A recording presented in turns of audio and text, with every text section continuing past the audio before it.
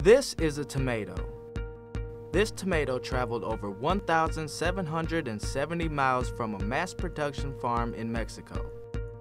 It was shipped traveling all the way up here to the great city of Milwaukee, Wisconsin, ending up on an overflowing bin at El Rey Supermarket on Cesar Chavez Drive. This tomato is probably more well-traveled than I am. This is a tomato. It was grown and picked 10 yards away in an elevated backyard garden bed.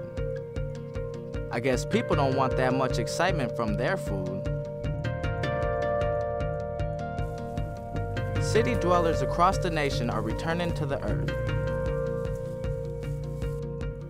From humble window box gardens to community-supported gardens and greenhouses, to individuals who can produce hundreds of pounds of nutrient-rich greens a month from a single apartment, are taking it from the yard to the table.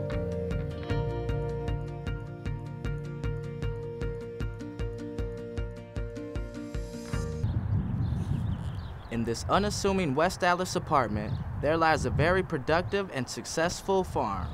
With the rise of fossil fuels to deliver foods, the rising cost of food, the need for more jobs, the cost of retail space. So if you can start to produce your own food, not need to ship it, create your own jobs in your home, and grow your own food, that kind of solves all three of those societal issues. It's one product, one system. Well, the microfarm itself is basically more or less an adaptation of the farming principles that I initially learned at Growing Power to do even more food production in even less space. This type of indoor microfarming in particular really has exceptional promise for relieving food security and virtually eliminating malnutrition. In the case of a sunflower microgreen, we're going to grow just to the baby leaves, and when the next set of leaves starts to appear on the plant, then we're going to harvest it at that point and eat it. And it's very tasty. They're kind of sweet, nutty, crunchy. So here we have a commercial farming operation that runs inside of our apartment, and in this system right here to my left, if we're running it at maximum capacity, we can produce as much as 200 pounds of microgreens every month.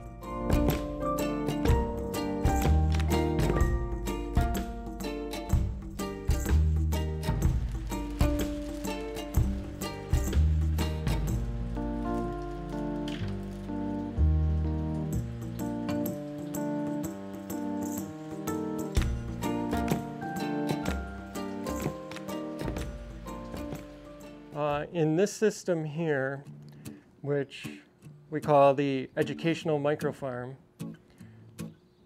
we're able to grow as much as 96 pounds a month of microgreens.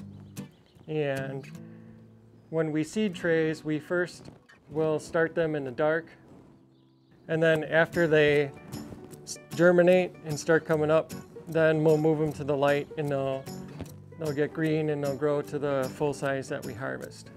In this system, what's really neat about it is that we have a full cycle, perpetual, productive, organic soil-based system.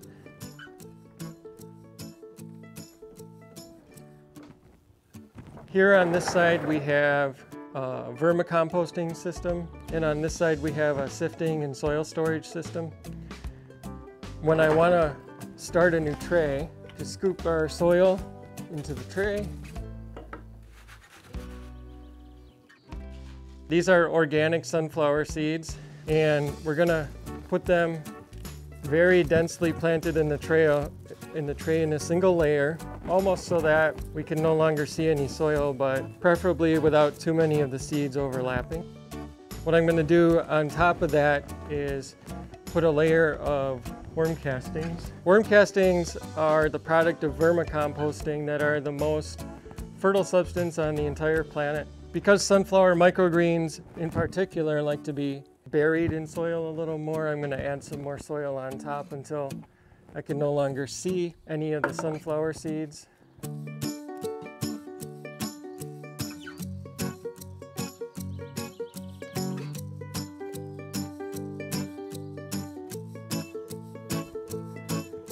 And it doesn't have to be perfect, but that's pretty good. And now I'm just going to water it.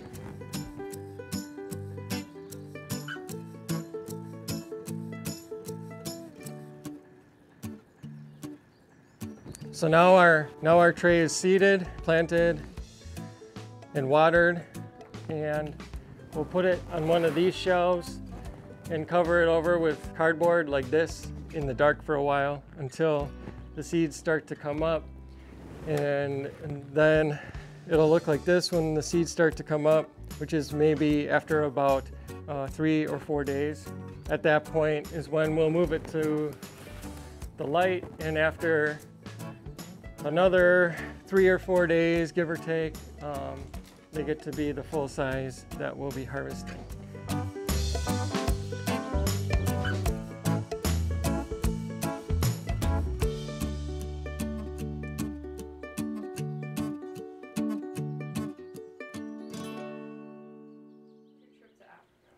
I took a trip to Kenya in 2010, and during that trip, there was one person that I met in particular that just got to me. Just meeting this one person changed my whole outlook on life, and she was 2 years old. And her name was Hilda, and she was deaf. And that one fact, just her being deaf, meant that she would not have a good quality of life in that country, and so she did not get to eat. And that just broke my heart. I couldn't picture any child in this country not getting to eat for any reason. And there, it's a part of the culture. The majority of the people I saw were students that were in the school system, and they were doing well. They got at least one guaranteed meal a day. And generally, a lot of those children, that was their only meal every day. It's hard to see. It's hard to know that that could have been your child. If you were born on the other side of this earth, that could have been you and your children. And I can't even picture that being my boys. Just the amount of poverty and the amount of starvation that I saw, it took one person just to have it sink in, to actually make sense. And it was just incredible. So after I came back with this feeling of just hopelessness and desperation, my husband Tony, he felt the need to go through the commercial urban agricultural program at Growing Power, just because he got to a point where it was just easier to do something than to stand still. Going through that program, he had Will Allen just continue to say to him, do something. Nothing changes until you do something. And that prompted him to start one worm bin. And that's where we all started. And that one worm bin turned into 2, those 2 turned into 4, the 4 turned into 6 and 8 and 10, and now we're up to 16. In addition to our vermicomposting that's going on in this new system. My husband was, one of the things I left Africa with was that everyone really needs to find their way to a third world country just to have that mind shift. So I came back with this sense that, my husband really needs to go on this journey too. He then went on a mission trip this past summer to Burkina Faso, Africa. And to raise funds for him to go on that mission trip, he was asking for donations and in return was giving microgreens away. When he got back from Africa, we had a large enough base of people that wanted to buy them from us regularly because they got them from us before he went on this trip and were making donations to him going on this trip, and that's how we ended up with the business. So in September, he got back in July, and in September we opened our business. And it's all kind of just been exploding from there. It's been absolutely amazing. Go along with his mission of eradicating world hunger, and part of the way we see that being done most efficiently is by utilizing the education system already in place and utilizing microfarming and urban agriculture as a catalyst for all types of learning. And now this becomes a backdrop to everything students learn in the classroom: math, science, biology. The students could, in theory, start to grow their own food, provide their own lunches at a much more cost-effective rate than they're getting it from the markets. Farmer Tony already has a salad mix so you can grow with these things. So now the students are growing their own meals, they're eating their own meals, and say they produce too much, the school and each classroom can begin to generate an income, and that could lead to an idea of paid education. And once they graduate, they'll be somewhere and they'll be like, well, where's the worm farm? Where's the micro farm? Why aren't we growing our own food? And it'll kind of become an everyday aspect of their lives. One urban school has included agriculture in between history and algebra lessons. Fernwood Montessori School in Bayview has built an aquaponic greenhouse right on school property. When I come out, I'm going to see 32 red, 32 romaine, 32 kale. You're going to need gold trays. Knowing that for this particular age group, an agricultural setting is the best prepared environment. All the pieces and parts that we need to know about working in and around nature, in and around one of the fundamental needs, food, and taking care of all that was itself the learning experience that we're looking for. The greenhouse is operated by Fernwood students. We have to do cleaning, planting, harvesting. First, you have to know what aquaponics is. And what it is it's a combination of hydroponics, which is growing plants in water, and aquaculture, which is raising fish. So what we did here is we combined the two, and we used the stuff that some of the fish give us, which is their poop and the nutrients in it that get filtered out. Like the poop gets filtered out and the good nutrients stay in and go into the grow beds and help the plants grow. So our typical system, it's called a deep water culture because we use a deeper grow bed of water. It's about a foot. After we filter out the poop, we have a piping system that goes around to the first bed of lettuce and kale and all the different stuff we grow. And then it all goes through there, and there's a lot of nutrients in the water because of the fish poop. And then it goes around, and then it turns back, and then now we have it going through the second bed. And then after it goes through the second bed, it comes back, and then still at a downward slope goes back into the sump tank where it gets pumped up back to the fish tank, and then it keeps on going on that cycle around that. Inside, we also have these microsystems, which are the same thing as outside, except it's smaller. So the fish poop in the water, and then it goes through the pump up the tube, and it goes to the plants, and it helps the plants be a lot greener and filled with nutrients and healthier. Here we have gravel that it's planted in. It helps the water flow through. The greenhouse not only provides a biology lesson for students, but also is able to teach economics, marketing, and business skills. What I do is I check out businesses to see if they're a good match for our greenhouse and if they would be a good business to work with. And then I call, and well, Mr. Ray calls first, and he's asked if they're interested in actually working with kids, and if they are, then I take it on from there. In addition to selling to companies like Sven's, we also donate to organizations such as UMOS. And I go take tours in the greenhouse with someone who actually knows about the plants, but I'm the main person-to-person person.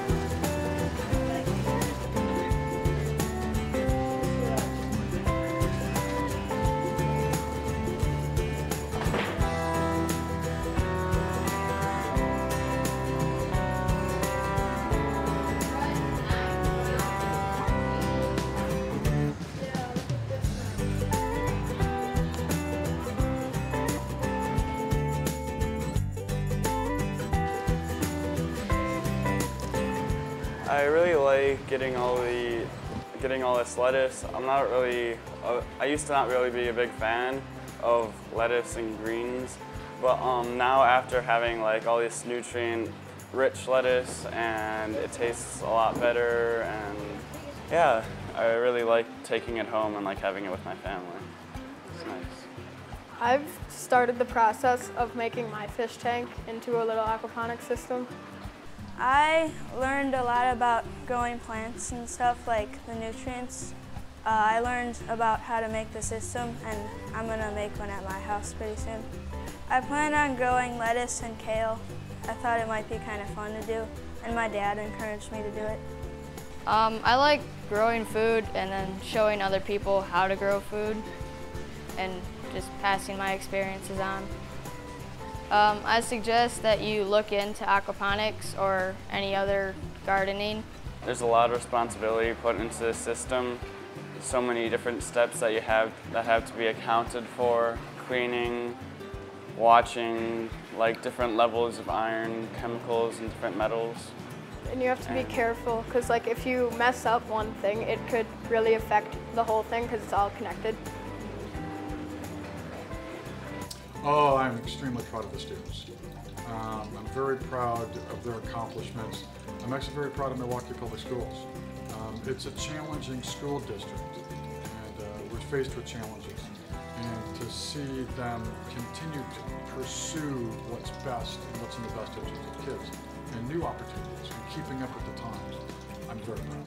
I'm very proud of my job and people I work with.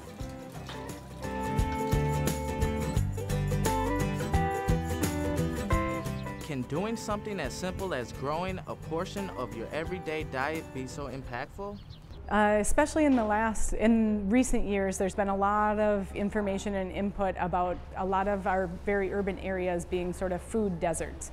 There are lots of areas within the city that there is not a decent grocery store within miles of certain homes, which is horrible. If all you can do is within reason, without lots of transportation, be able to get to the corner store, and all they have there is lots of processed food, that's a real issue. So I know there are lots of organizations in Milwaukee that are bringing about awareness of nutrition and having access to really great homegrown produce. In our community, it's lack of healthy food. It's the literal fast food diet that so many of Americans are consuming. Like, you know, it isn't going out to eat once a week, it's going out to eat for 90% of your meals. That's how much of the percentage of our population is actually living. It's the rise of obesity, diabetes, cancer. It's that the infant mortality rate in this country is higher than that in a third world country.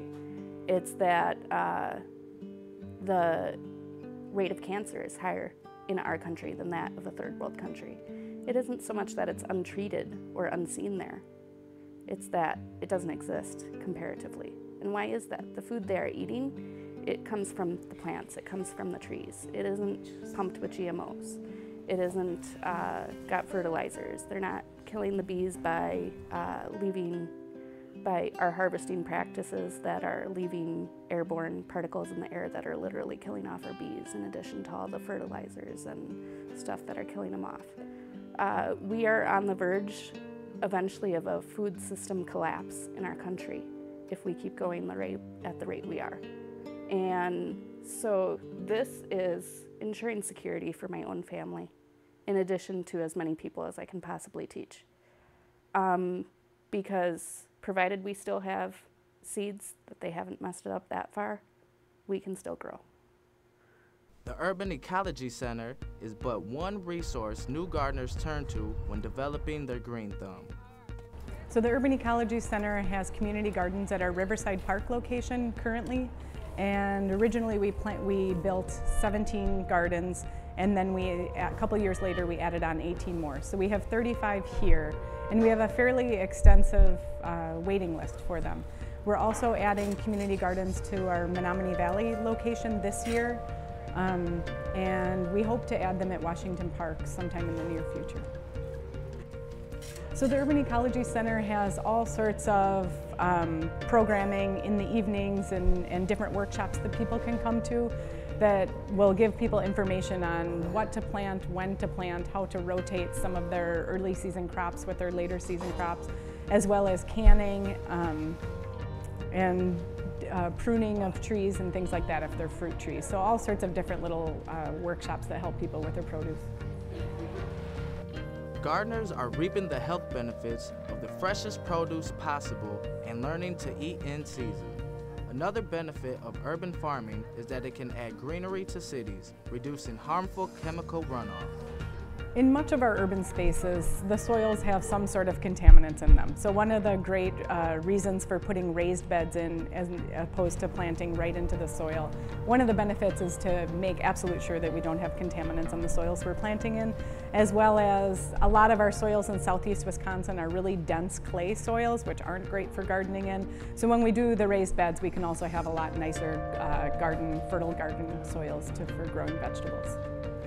Garden plots can help people reconnect with the earth and gain a greater appreciation for where our food comes from. Well, agriculture is still one of the global issues now. Historically, we can't live without food. It's what creates civilizations as food sources. So for that reason, it's just always a fundamental need. But in terms of agriculture as a business, we're also seeing how it also brings out other career opportunities, and students can take a look at what kind of career training is necessary, maybe some choices that they might take in high school or college, all stemming from an agricultural-based business. Summer is just around the corner. Get outside and scratch the earth, even if it's just a humble window box.